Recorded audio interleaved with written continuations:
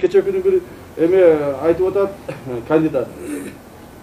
Үчүнчү, то есть досрочный президентский выборга даярдангыла мен президенттикке коём. Көрдүңөрбү? Булардын психологиясы бузулган.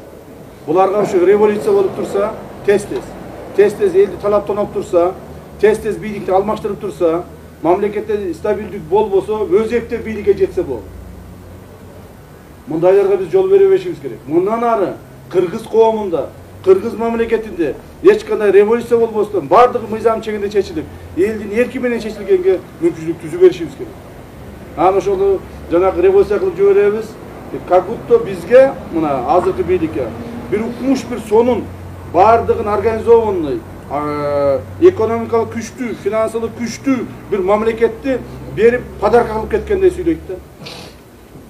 Биз ошону жасайлы деп туруп аракет кылып атабыз. Ушул биз иштеген убакытта мамлекет күчтүү болушуна жол ачып калайлы деген чоң максат бар.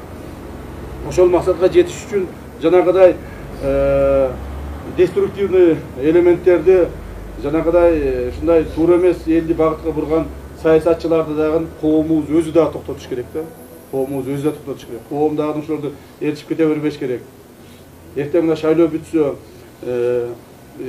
революция кыла турган, же болбосо элди көчөгө чыгара турган эч кандай повод жок.